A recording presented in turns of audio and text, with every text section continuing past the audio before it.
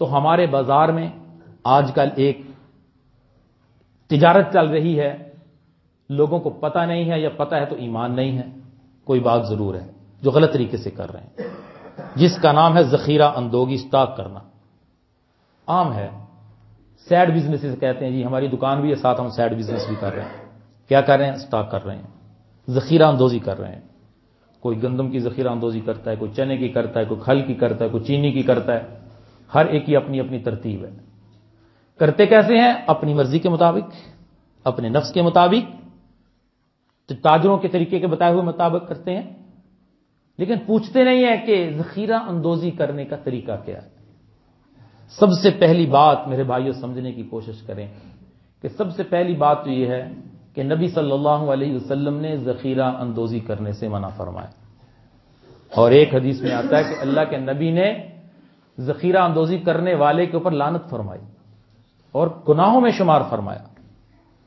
احتقار عربی کا لفظ ہے، احتکار، ذخیرہ اندوزی کو عربی میں احتکار کہتے ہیں۔ تو علماء نے ساری احادیث میں غور فرمایا اور بتایا کہ کون سی ذخیرہ اندوزی جس کے اوپر اللہ کے نبی نے لعنت فرمائی اور گناہ قرار دیا، اور کون سی ذخیرہ اندوزی جائز ہے۔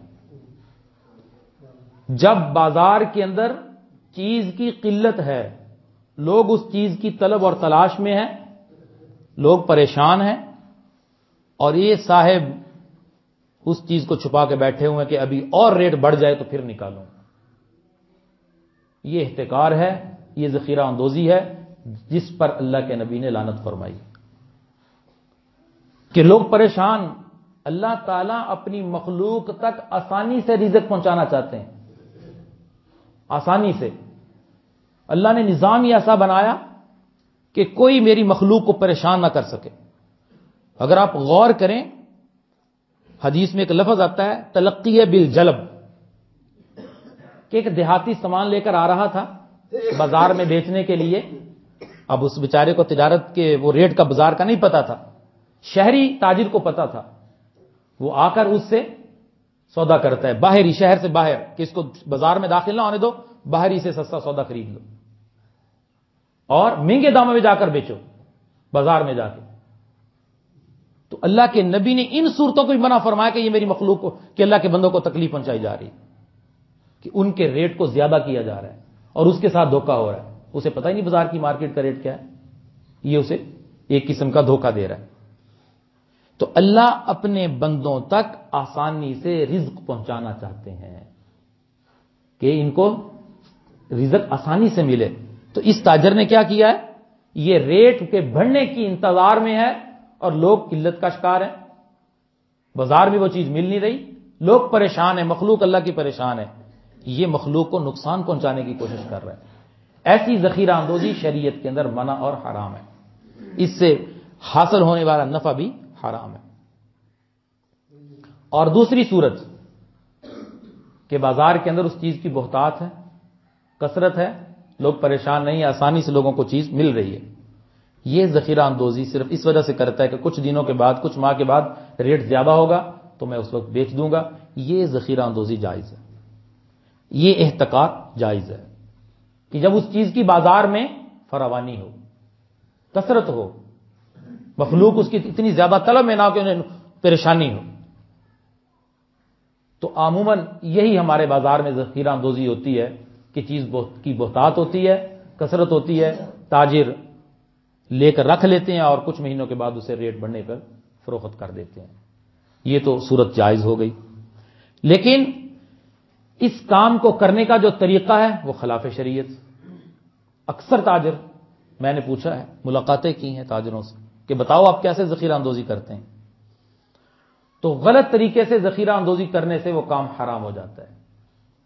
پہلے غلط طریقہ سن لیں، پھر میں صحیح طریقہ بتاتا ہوں۔ غلط طریقہ یہ ہے کہ ذخیرہ اندوزی کرنے والا کسی مل میں جاتا ہے، وہاں جا کر یہ کہتا ہے کہ میں کھل لینا چاہتا ہوں، وہ کہتا ہے آپ کتنی بوری لینا چاہتے ہیں، تو لینے والا کہتا ہے کہ میں 200 بوری لینا چاہتا ہوں۔ میں نے کھل کی مثال دی، ہر ایک کے اوپر یہ بات آ سکتی ہے، چینی ہو جو بھی ہو، مثال سے میں بات سمجھا رہا ہوں۔ 200 بوری کے پیسے مثال کے طور پہ 2 لاکھ بنتے ہیں، 2 लाख रुपए उसे जमा करवाता है और रसीद बनती है और रसीद लेकर ये वापस आ जाता है। अब इसे नहीं पता कि मेरी खल कहां है, ना इसने कब्जा किया, ना इसने मुतय्यन किया, ना इसे दिखाई गई। रसीद पकड़ी और वापस आ गए। रसीद संभाल के रखी हुई है कि फलां मिल में, फलां फैक्ट्री में मैंने खल स्टॉक की हुई है। अब 6 माह के बाद मार्केट से इसे पता चलता है कि रेट बढ़ गया है। ये फिर वहां जाकर राब्ता करता है कि मेरी खल आपके पास है तो मैंने उसको आगे बेचना है, रेट बढ़ चुका है। वो मिल वाला क्या कहता है कि आपने बाहर भी तो बेचनी है, मुझे बेच दो। वो कहता आप ले लें। अब 50,000 रुपए ऊपर लगा के 2.5 लाख रुपए से वापस कर देता है। अब ये क्या हो गया, सूद की एक शक्ल हो गई कि पैसे के साथ पैसा इसने जोड़ लिया। लफ्ज किसका इस्तेमाल हुआ, खल का, चीनी का, चीजों का। ना कब्जा किया, ना अपने गोदाम में लेके आया, ना उसको देखा, ना मुतय्यन किया। ऐसी तिजारत शरीयत में हराम है। अल्लाह के नबी सल्लल्लाहु अलैहि वसल्लम ने मना फरमाया कि बगैर कब्जे के बै नहीं होती, खरीदो फरोख्त नहीं होती। जिस चीज के ऊपर तुम्हारा कब्जा नहीं आया तुम उसको आगे नहीं बेच सकते। एक ताजिर से मेरी मुलाकात हुई, कसरत से वो ये काम करता है, अच्छा खासी मस्जिद में 5 वक्त का नमाजी है, चेहरे पे सुन्नत रसूल भी उसने रखी हुई है। बड़ा दुख होता है इन लोगों के बारे में जब ये इबादत करने वाले ये गलत काम करते हैं, दुख होता है। उसने मुझे अपनी तिजारत का यही तरीका बताया। उसने कहा कि मैंने चीनी स्टॉक करनी थी, मैंने दूसरे इलाके में फोन किया एक दुकानदार को कि मैंने 1000 चीनी बोरी स्टॉक करनी है। उसने कहा ये इतने का रेट है, आप इतने पैसे भेज दो। मैंने भेज दिए। तो 6 माह के बाद फिर मैंने कॉल की कि चीनी का रेट बढ़ चुका है, अब मैंने बेचनी है। उसने कहा मुझे ही बेच दो। अब फोन पे बात हो रही है, घर में बैठा पैसे के साथ पैसा मिला रहा है ना। मैंने कहा आपने चीनी देखी, कब्जा किया, मुतय्यन किया? नहीं। मैंने कहा अच्छा ये बताओ जिससे आपने जो चीनी खरीदी थी उसके पास 1000 बोरी चीनी की हो सकती है? कहता नहीं, वो तो किराने की दुकान करता है, उसके पास कहां हो सकती है 1000 बोरी। मैंने कहा फिर क्या हुआ? कहता उसे नफे के साथ पैसे मुझे वापस कर दिए। मैंने कहा सारा का सारा सूद तूने हासिल किया है। इसी का नाम सूद है। लफ्ज जिसका मर्जी इस्तेमाल कर ले, घर में बैठे, ऑफिस में बैठे, दुकान पे बैठे, चीजों का नाम इस्तेमाल हो रहा है, लफ्ज इस्तेमाल हो रहा है, लेकिन खरीदो फरोख्त नहीं हो रही। शरीयत ने यह तरीका बताया ही नहीं है। अब इससे हासिल होने वाला नफा ऐसी तिजारत से हराम है। और एक और तीसरी सूरत नाजायज। अब एक मिल मालिक ने खल की 200-300 बोरी एक गोदाम में स्टॉक करके रखी हुई है। अब जो भी ताजर जाता है वो सबको वही दिखा रहा है। 100 बंदे उसके पास गए 200 बोरी स्टॉक करने वाले, सबको उसने वही दिखा दी कि ये आपकी पड़ी। ये भी गलत तरीका है। ये कैसे हो सकता है? मैंने एक ताजिर से पूछा कि आपने खल तो स्टॉक कर दी, आपने खल खरीदी है? कहता जी। मैंने कहा आपने स्टॉक की कहां? वहीं पड़ी है। मैंने कहा अगर उसके गोदाम में आग लग जाए, नुकसान हो जाए, कोई आफत आ जाए, तुम्हारी उस खल का या चीनी का नुकसान हो जाए, जिम्मेदार कौन है? कहने लगा वही है। मैंने कहा फिर तुम मालिक तो नहीं बने। जब जिम्मेदार वो है फिर आपने खरीदी कैसे है? चीज आपकी, खरीदने वाले आप हैं, वो जिम्मेदार क्यों है? तो मालूम हुआ कि आपके कब्जे में नहीं आई, आप सिर्फ लफ्ज इस्तेमाल कर रहे हैं। आप कहते हैं कि अगर नुकसान हो गया वो जिम्मेदार है, वो मुझे पूरा करके देगा। ये तिजारत नहीं है। हमने इन तिजारतों से बचना है, उस तिजारत को अपनाना है जो अल्लाह और उसके रसूल ने हमें बताई, ताकि हमारी तिजारत क्या बन जाए? इबादत बन जाए और हलाल हो जाए। मेरे बच्चों के, मेरे घर में जाने वाला लुकमा हलाल का हो, हराम का ना हो। अब सही सूरत क्या है? अगर ताजिर जखीरा अंदोजी करना चाहता है, इख्तिकार करना चाहता है, बाजार के अंदर उस चीज की बोहतात है, फरावानी है, लोग परेशान नहीं है, फिर ये चाहता है तो ये जायज है, गुनाह की बात नहीं है, लेकिन तरीका शरीयत के मुताबिक होना चाहिए। वो तरीका क्या है कि जिस चीज को ये खरीद रहा है उस चीज पर कब्जा करना जरूरी है। अब कब्जे की 2 सूरतें हैं। पहली कब्जे की सूरत जिसे कब्जा हिस्सी कहते हैं और सबसे बेहतरीन सूरत है और शरीयत की यहां बहुत ही पसंदीदा सूरत है। उस चीज को वहां से उठाए, उसके गोदाम से उठाकर अपने गोदाम में लेके आए, وہاں سے اٹھا کر اپنے گھر میں لے کے آئے. یہ اس کو کہتے ہیں شریعت میں قبضہ حصی. اب اس کے گھر میں پڑی ہوئی ہے، اس کے گودام میں پڑی ہوئی، اس کی دکان میں پڑی ہوئی ہے، جب ریٹ بڑھتا ہے اسے بیچ دیا آگے. اس نے پیسے دیے، چیز پہ قبضہ کیا اور آگے بیچ دیا. اس کی تجارت حلال، اس کی تجارت اللہ کے حکم کے مطابق، نبی کے طریقے کے مطابق، اور حاصل ہونے والا نفع بھی حلال کا ہے. اب کیا مشکل ہے اس میں؟ اور دوسری صورت یہ ہے کہ عموماً جو تجارت ہوتی ہے تاجروں کے لیے مشکل ہوتا ہے اور اس کو اٹھانے پہ بڑا خرچہ آتا ہے، منتقل کرنے پہ. تو اس کے لیے شریعت نے دوسرا طریقہ بتایا کہ جو چیز تم نے خرید لی تم اس کو متعین کر دو، اسی کے گودام میں، اسی مل کے گودام میں، اس فیکٹری کے گودام میں اسے دیکھ لو، جس سے تم نے معاملہ کیا ہے اسے کہو کہ میری چیز مجھے دکھاؤ کہاں ہے. اور وہ کہے یہ 200 بوری آپ کی پڑی ہوئی ہے، اس کے اوپر آپ کا نام لکھ دیا گیا یا اس کو متعین کر دیا گیا کہ یہ میری ہے. اب وہ اس اسٹور کا یا گودام کا کرایہ تم سے لینا چاہے تم اسے کرایہ طے کر لو کہ جتنی دیر میری چیز پڑے گی میں تمہیں کرایہ دوں گا. اور وہ بیچنے والا یہ اپنی زبان سے کہہ دے یہ لفظ کہ بھائی یہ چیز میں نے تجھے بیچ دی، اس کے نفع نقصان کے مالک تم ہو، میں نہیں ہوں آج کے بعد.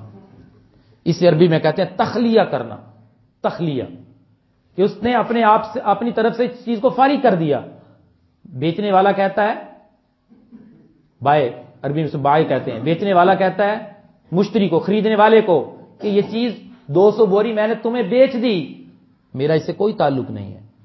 ادھر آگ لگ جائے، ادھر کو مسئلہ بن جائے، یہ خراب ہو جائے، میری ذمہ داری نہیں. اب یہ چیز بیچنے والے کے قبضے سے نکل کر خریدنے والے کے قبضے میں آ گئی، یہ لفظ کہنے سے اور اس کو متعین کرنے سے. اب یہ بھی قبضہ ہو گیا، یہ بھی قبضے کی ایک صورت ہے. تو اس کو جب چاہے خریدنے والا، جب ریٹ زیادہ ہو جائے، جب اس کو ارادہ ہو، اس کو آگے بیچ سکتا ہے. اس سے بھی حاصل ہونے والا نفع حلال کا ہے. تو میں نے قبضے کی 2 صورتیں بیان کی اور میں نے طریقہ مختصر تجارت کا اسلامی طریقہ بیان کر دیا. آپ بتائیں اس میں مشکل کیا ہے؟ طریقہ وہی ہے. جب اللہ نے سود کو حرام قرار دیا، قرآن کی آیت آئی، مشرکین کا اعتراض تھا کہ سود سے بھی نفع حاصل ہوتا ہے. 1000 روپیہ دیں کسی کو قرض پہ، 1200 روپے واپس لے لیں، یہ بھی نفع ہے، 200 روپے نفع آ گیا. 1000 کی تجارت کریں، کوئی چیز لیں اور اس کو بیچ دیں 200 روپے نفع کے مطابق، تو وہ بھی نفع ہے، بات تو برابر ہے. تو اللہ نے قرآن اتارا وَأَحَلَّ اللَّهُ الْبَيْعَ وَحَرَّمَ الرِّبَا. برابر نہیں ہے. خرید و فروخت کو اللہ نے حلال کیا ہے اور سود کو اللہ نے حرام کیا ہے. حلال اور حرام کے فیصلے تمہارے اختیار میں نہیں، سوسائٹی کے اختیار میں نہیں ہے. حلال اور حرام کا فیصلہ اللہ کے ہاتھ میں ہے، اللہ کے قبضہ قدرت میں ہے. اللہ حلال اور حرام بتاتے ہیں کہ یہ حلال ہے، یہ حرام ہے. تمہاری عقل جیسے کہتی رہے. لوگ کہتے ہیں جی 2 فریق ہیں، راضی ہیں، اس میں اعتراض کی بات کیا ہے؟ سود پہ اگر ہم کسی کو پیسے دے رہے ہیں وہ بھی تو راضی اور رضامندی سے آیا.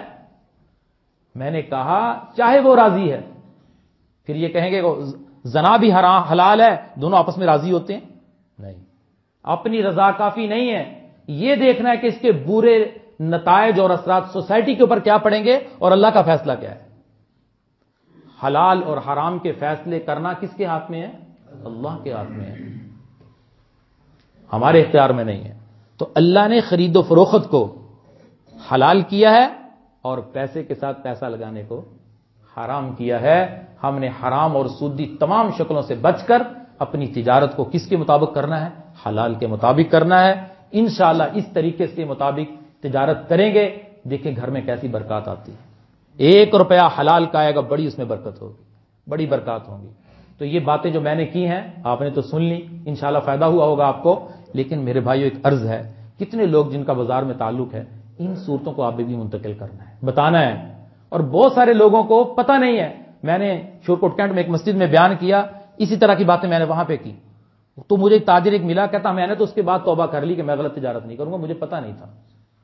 تو اس لیے ان چند صورتوں کو ہم آگے بھی بتا دیں. جو لوگ ذخیرہ اندوزی کرتے ہیں، تجارت کرتے ہیں، شریعت کے مطابق کر لیں گے، ان کا کھانا حلال ہو جائے گا. اللہ ہمیں عمل کی توفیق عطا فرمائے. وآخر دعوانا الحمدللہ.